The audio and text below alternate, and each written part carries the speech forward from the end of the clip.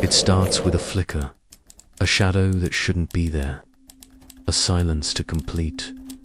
You tell yourself it's just your mind. But what if it's not? What if something ancient and malevolent has taken root in your bedroom, and it has no intention of letting you go? Hey you, subscribe for more Noctum tales. It began with the corner, not the entire room, not the door or the window, or the creaking sounds in the walls that you could chalk up to bad plumbing or temperature shifts. Just the corner, the far one, the one directly opposite my bed. I used to keep a chair there. Black, functional, the kind you get at IKEA when you pretend you've figured out your life. I'd hang clothes on it after work, hoodies, jeans, a jacket I never wore. For weeks, it stayed like that, harmless, mundane. But one night, around 2:14, I'm specific, I know I woke up, gasping for breath. No nightmares, no noise, just that feeling. You know the one, that gnawing certainty that something's wrong and it's watching you. I turned my head, slowly. Not out of fear, not yet. Out of instinct. My eyes scanned the room until they hit the chair. And for a second, just a flicker. I thought the shape was wrong. The outline wasn't just of clothes. There was a head. Asterisk by morning. I laughed it off. Sleep paralysis, maybe. Or my mind playing tricks with shadows. I told myself the chair was too full, and the folds of the hoodie created the illusion of a figure. That's what brains do, they find patterns, even where none exist. But that night, I moved the chair. I placed it by the closet, completely out of my line of sight. I even took the clothes off. Problem solved, except, at 2:14 a.m., I woke up again, same. Feeling, heart pounding, eyes wide, breath shallow, and the shape was back. Same corner. No chair, just the shape. Asterisk, I started keeping track. Every night, I'd wake at exactly 2:14. Not 2:13, not 2:15. Always 2:14, and always, the shape would be there. Slight still, and yet utterly alien. It never moved, never advanced, never disappeared while I was looking. And still, I tried to rationalize. I even invited a friend over. Told him the corner gave me bad vibes. He laughed, said it was probably mold. But when he stayed the night on my couch, he left before dawn. Didn't say goodbye, just a text. Something's wrong with your place. Don't ask me what, just don't sleep in that room. Asterisk, 2 weeks in, the pattern shifted. On the 15th night, I woke up like clockwork to 14 a.m., but this time, something was different. The shape had moved. Not far, just a foot closer, but closer. I sat frozen. My mind screamed to turn on the lamp, to reach for my phone, to blink, anything. But I didn't move. Because I knew in that animal part of my brain that predates language, that if I acknowledged it, it would get bolder. So I lay there until dawn. When the sun rose, it was gone. Asterisk, I covered the corner with a curtain, hung an old bedsheet. Over it, nailed to the wall like a makeshift tapestry. For 3 nights. I slept, and then I got careless. I left the curtain open, just a little, and that night, the shape returned. But worse, something else happened. I caught it in the mirror, not the full reflection, just a sliver, the edge of the dark, and in it, something moved, not like a person, not like a shadow cast by light. It moved in layers, like a ripple through black water. And I swear, to you, there were eyes. Asterisk, I thought I heard my name. but whispered, not aloud. Inside, that's the part that still haunts me. It didn't come through my ears, echoed from the inside of my skull, like it used my own thoughts to speak to me. We see you. I didn't sleep the rest of that week. I bought a sleeping bag and passed out on the floor of my kitchen. Lights on, TV blasting static. Anything to drown out the dark. Didn't matter at 2:14 a.m. The hallway light flickered. The microwave reset, and I felt it trite behind me.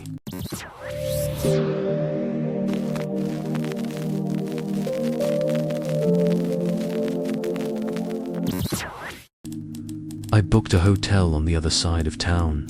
Took nothing with me, no clothes, no electronics, not even my toothbrush. I wanted no part of that room to follow. First night, I slept. Second night, I still woke at 2:14. No shape, no movement. Just an overwhelming silence, like the world was holding its breath.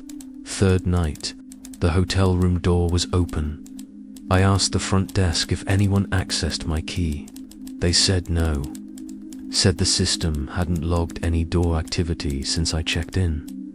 But on the bed, there were footprints. Bare wet, facing the corner. Asterisk, asterisk, I told a therapist. I framed it as sleepwalking, hallucinations, maybe stress. He listened, took notes. Asked about my childhood, trauma, guilt, resentment. When I mentioned the 2:14 wake-up, he flinched, asked me to repeat it.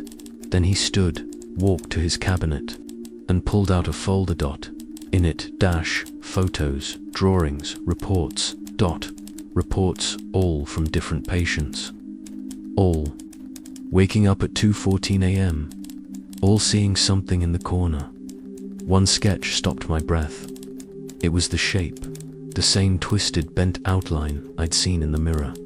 Below it, one word, written in smudged graphite. The guest. Asterisk, asterisk, I moved back home. Not because I wanted to, because I had to. It followed me no matter where I slept, no matter what I burned, blessed, cleansed. At 2:14 a.m., it would be there. Sometimes I'd hear breathing. Other times, it would just watch. The closer it got, the more I unraveled. I forgot names, lost time. Started seeing things in daylight, faces with too many eyes. Shadows stretching the wrong way. One day, I looked in the mirror and didn't recognize myself. My reflection blinked, but I didn't. Asterisk, asterisk, my world shrank. Friends stopped calling. My job let me go. My parents stopped answering. I boarded up the corner, covered it with salt lines and sigils, copied from forums I shouldn't have found. Nothing helped. It grew stronger, bolder. One night, I awoke to find me standing in the corner. Not the shape, me. Same pajamas, same face, but no eyes. It tilted its head and whispered in my voice. You shouldn't have noticed. Asterisk, asterisk, I found the crawl space by accident. A loose floorboard behind. The closet, a hidden latch. Below, dirt. Scratched symbols, bones, and writing. Dozens of names, dates, times. All of them, 2:14 a.m. One name stood out, burned into the wood. Noctum. I don't know what it means yet, but I think I've been here before. Asterisk, asterisk, this is my record. My warning.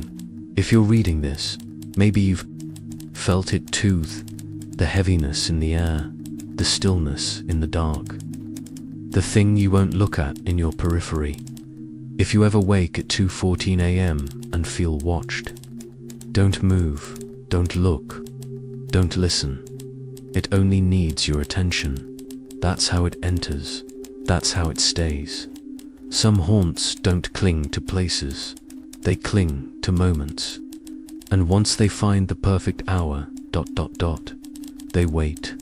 I started hearing it again, not the whisper, a new voice, deeper, calm, measured. It didn't speak aloud, it vibrated inside my skull, not like thought, like presence. The first time it said my name, I thought it was a dream. The second time, it repeated it 3 times, slowly, like tasting it. Nathan, Nathan, Nathan. It felt like something was chewing on the syllables, and then it used my full name. Not the name I go by, the name no one calls me. Only 2 people ever called me by my full first and middle name, my grandmother and the priest at my baptism. One's dead. The other never knew my address, yet something in the corner said it with ease, like it had known me longer than I knew myself. I tried to record it, left my phone on with a voice memo overnight. At 2:14 a.m., the audio cut out. When it resumed, 10 minutes later, I heard one thing, a voice, cold and deliberate, whispering, "You are not the first." I tore the paint off, not by accident. One night, I found my hands scraping at the plaster, fingernails bloody, skin raw. Beneath the wall, carvings, deep, ancient. Not letters marks, like twisted runes, some etched in spirals, some in jagged lines, and in the center, a name repeated dozens of times. Mine. They don't knock, they're just there. I began seeing people outside my window at night. Not every night, not at 2:14. Different times, random, like testing me. They don't move, like people. They don't blink. They don't breathe. One stood at the edge of my yard for 3 hours, then turned and walked. Into the tree, not behind it, into it. I heard a laugh in the hallway. A man's voice, not amused, delighted. I opened my bedroom door, and there he was, tall, thin, wearing a suit 2 sizes too tight, grinning, mouth too wide, eyes glassy black. He didn't move toward me. He just stood there and whispered, "Your name fits you." I slammed the door in the morning. He was gone, but my doorframe had handprints burned into the wood. Asterisk, asterisk, I started researching. Not on Google, those answers are shallow. I went deeper, tore forums, scans of forbidden texts, hidden subreddits with names like Per, R negative light, and Per R, silent hours. There, I found others, not many, but enough. Each had a similar story. Waking at 2:14, feeling watched, hearing voices that knew their true names, and one phrase kept appearing across them all. The watcher learns you before you learn yourself. I contacted one of the users, an account named U_R_not_you. They replied instantly, as if they'd been waiting. Their message was short. Once it says your name, you're no longer alone. I asked them what that meant. They replied, "Check the mirror tonight." I almost didn't do it, but I had to know. At 2:13 a.m., I stood in front of the mirror, holding a candle.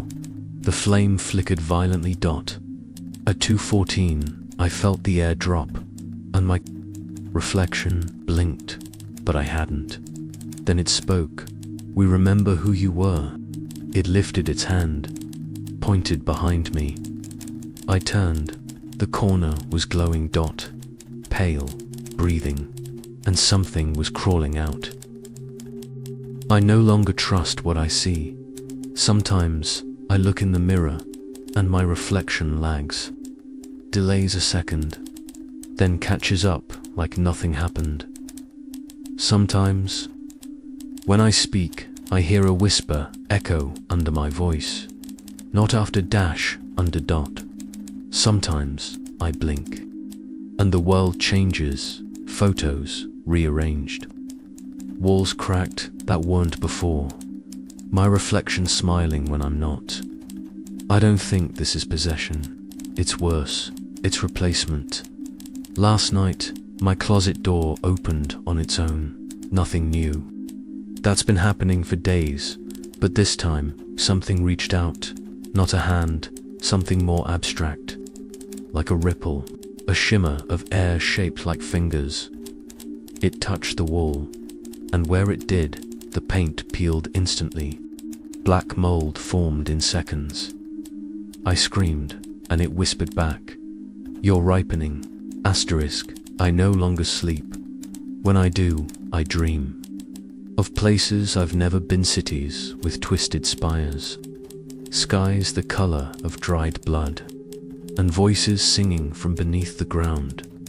But it's not me in the dream, it's someone else. Someone wearing my face, someone who smiles too wide, and every time I wake, the dreams linger longer, the smell, the weight in the air. The taste of ashdot. One morning, I awoke and found dirt beneath my fingernails. Not the kind from my yard. It was red dot tonight. It spoke again. Not from the corner. Not from the mirror. From everywhere. My walls. My bed. The very air. We're almost done knowing you. It sounded proud, as if naming me wasn't enough. It wanted to be me. I screamed, bit my own arm, tried to wake myself, but I was already awake. The scream didn't echo, because it came from the corner. There's something under my name, like a second identity. I found old journals, old notebooks, from childhood things I don't remember writing, pages of symbols, words in languages I don't recognize, and a single phrase, "Let the vessel awaken." I think I'm the vessel, and it's inside. I reached back out to you, _R_not_you. Their account was gone, deleted, but a new message appeared in my inbox. No username, no reply option. Just this. Once it learns your name, it begins to unmake everything else. And below that, a .wav file. I played it. It was my voice, whispering, calling out to someone I didn't know, from the corner of the room. The moment your name becomes known to something older than time, you stop belonging to yourself.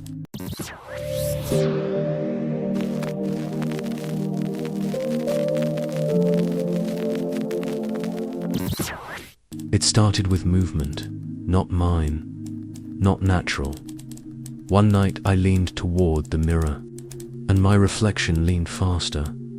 I paused, so did it. I leaned back slowly. It mimicked me. I smiled. It didn't. That was when I understood I wasn't watching myself anymore. I was being watched. Reflections became delayed, reversed, independent. I'd raise my left hand, and it would raise the right. Sometimes it wouldn't move at all. Sometimes it stared directly at me, even if I turned away. I covered all mirrors, every one. 3 days later, I woke to find them all uncovered, clean, polished, as if something had needed to look back at me. It entered my dreams first. A version of me, but wrong. Too symmetrical. Eyes too bright. Movements too smooth. It spoke in riddles, but with my voice. My memories, my laughter. When I awoke, I found mud on my floor and scratches on my bathroom mirror. Possession isn't instant, it's gradual. A slow erosion of identity. I began losing time, hours at first, then entire nights. Neighbors said they saw me walking outside barefoot at 3 a.m., but my door was locked. My feet were clean. I checked security footage from a neighbor's camera.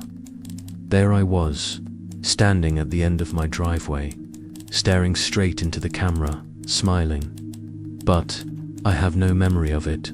I found a note taped to my bedroom door, written in my handwriting, "Stop looking in the mirror.